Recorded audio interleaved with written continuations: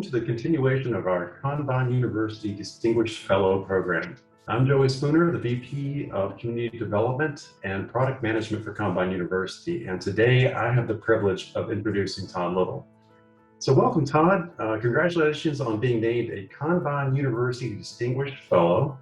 Tell us a bit about yourself. Well, thank you, Joey. It's fun being on the other side of these interviews for once. Currently, I'm chairman of Kanban University, having joined the company in 2017. I consider myself a bit of an accidental agilist. My background is actually in chemical and petroleum engineering. It's also no surprise given that I live in Houston, Texas. For most of my 40-year career, I was developing software applications for petroleum engineers to make forecasts, 10, 30, 100 years into the future. Cool applications using high-performance computing, 3D visualization, working with a bunch of PhDs. It was great fun. Over time, I took on leadership roles, eventually taking on VP of Product Development and Delivery. In the meantime, I got involved in the early days of the Agile community, was on the board of directors for the Agile Alliance, was a founder and board member of the Agile Project Leadership Network.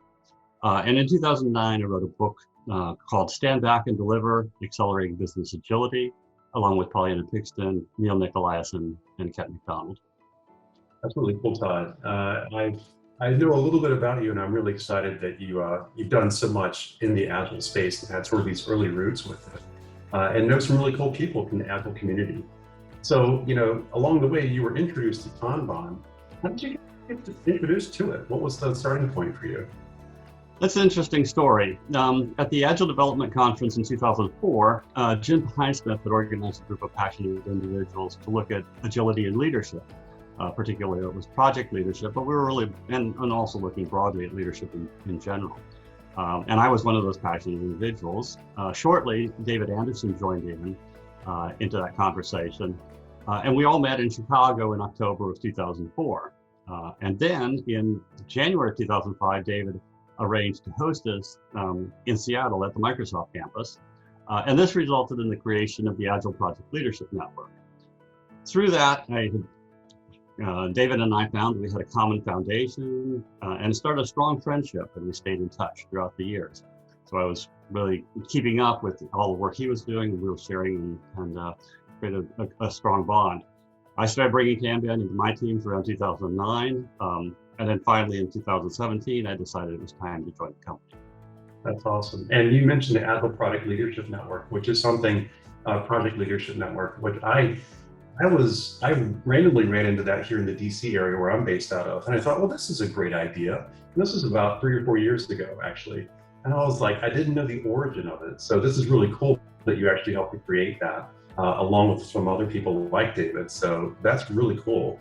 And you mentioned how you joined Kanban, Kanban University in 2017. And now you're working a lot with Kanban, doing quite a bit. And you've been involved in the community quite a lot.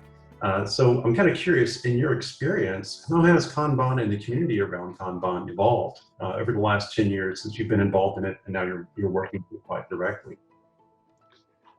I think in the early days, it was a lot of enthusiasts. They were really passionate. They were trying to learn. They were trying to develop. There's this new thing out there and really trying to see, well, what can we do with it? And that was great. They were there. But over the years, I think we've moved on to much more of the mainstream pragmatists, which is fantastic. This is how we get out there.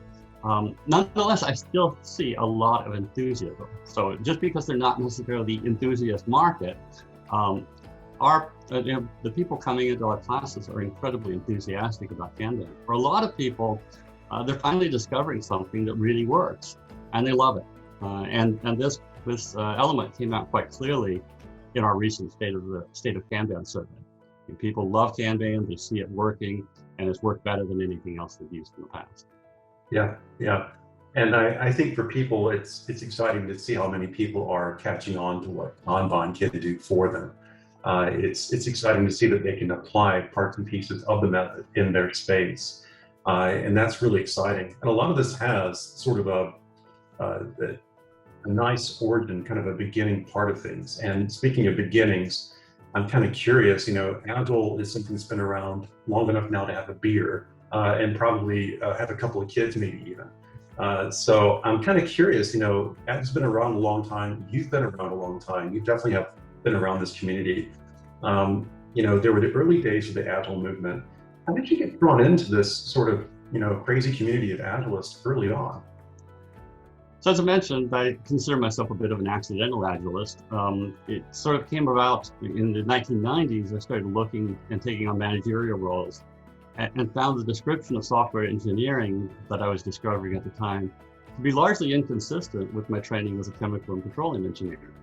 Chemical engineers have long known to control processes through feedback loops, and petroleum engineering, we deal with a lot of significant unknowns and uncertainty. And both of these concepts were significantly lacking in the traditional software engineering of the day. Also around that time in the late 1990s, our company was running annual global developer conferences, and we brought in some stalwarts like Tim Lister, Tom DeMarco, Jim McCarthy, Norm Kurth, Jim Highsmith, and Kent Beck. And I was finally hearing people that were making sense. They were actually bringing forth concepts that were consistent with the techniques that I'd known sort of through my career as chemical petroleum engineering.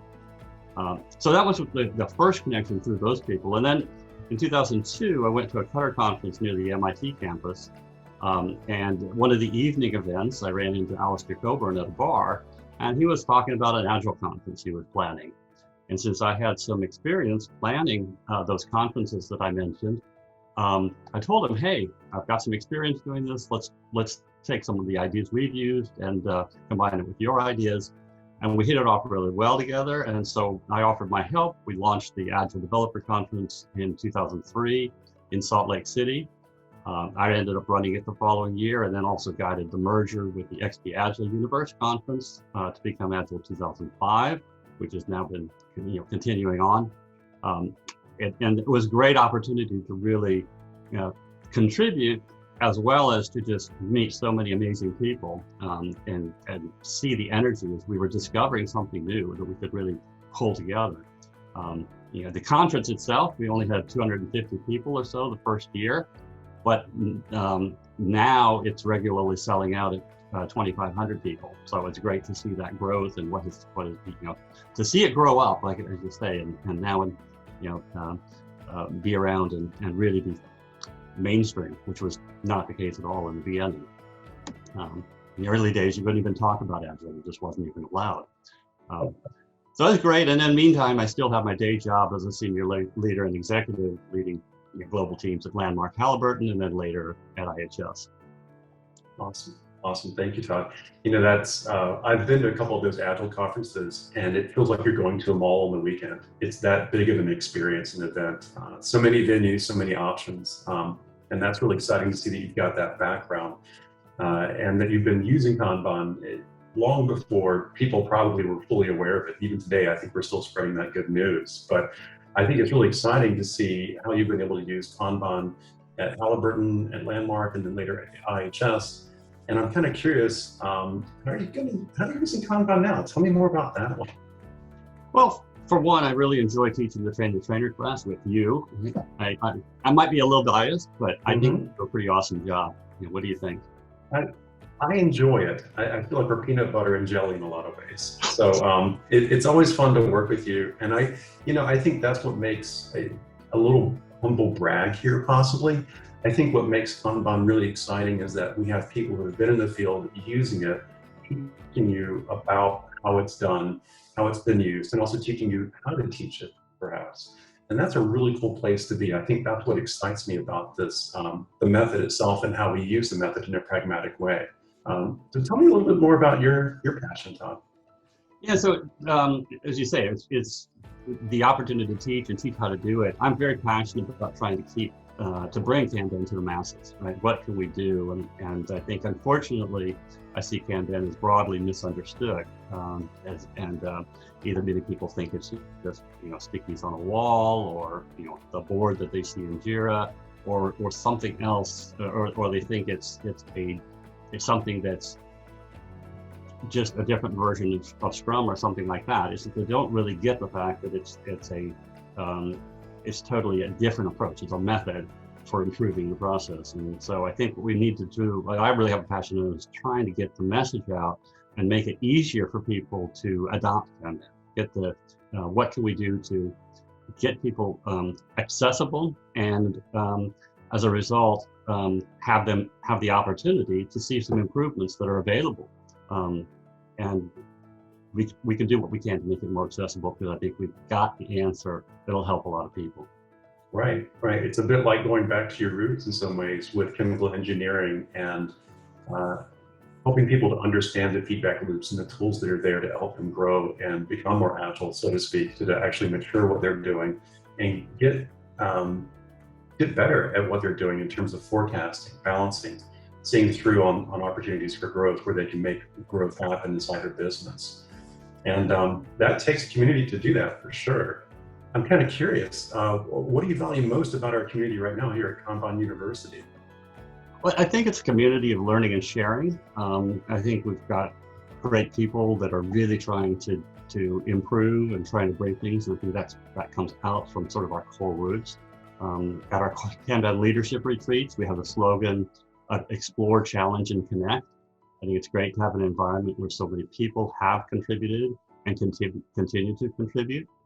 I miss our events that we've had to cancel due to COVID, but we're coming back, right? I think a lot of people are ready to get the band back together. I hope to be able to see a lot of familiar and new faces at our Kanban Global Summit in San Diego in March. Right, and you mentioned band, Todd, and we joke around sometimes about, for those who are old enough to know this final chat joke of going to 11, we like to joke that we go to 13, I believe, right? Yes. And I imagine when we get the band back together, which is all these great people in the community, it's going to be a pretty intensive sharing experience that is atypically more than usual, because we've all been hunkered down here for so long due to COVID.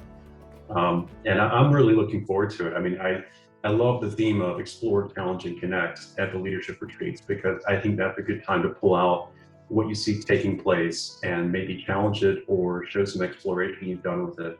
Or maybe connect with old friends. I mean, I can't wait to have a beer or a tea or a coffee or something else and just shoot full with my friends about how they've been working through this COVID thing and what they've been doing with Kanban and the process of that, right? Super exciting. And just a small plug, since Todd mentioned it, and I love it, San Diego is probably one of the best places in the world to hang out at a conference. And in March, it's probably going to be really nice. So for those of you who are listening and watching, love to see you there. It's going to be a really comfortable, fun time to hang out. So we can digress here, Todd, if you want to, because I know we have lots to talk about. But one simple question that I think the folks at Kanban University would love to know about, maybe even in the community. What makes you awesome? Oh, all the people around me. The Kanban University team is just incredible to work with. Goes from you, Inga, Stephanie, Monica, Agnes, everybody, and extended out to the David J. Anderson School of Management, and then all to our AKTs. And it's just an incredible community. It's something that we all have passion around, and we want to see it succeed. And we know it adds value. We know what people come to us telling us their lives have been changed out of discovering Kanban. This is something that means something to all of us. Yeah, that's a great answer. I think it's very important to reflect on the fact that we stand on each other's shoulders in some ways in a team effort to help bring about some of this change that we're talking about. It's evolutionary, and so I'm really excited that you're here, Todd. Thank you so much for this great interview and conversation with me. And I look forward to seeing what you do with Kanban University as time goes on. And that's not just me kissing rear end because, you're my boss. Oh, thank you. Really enjoyed it. You're welcome. You're welcome.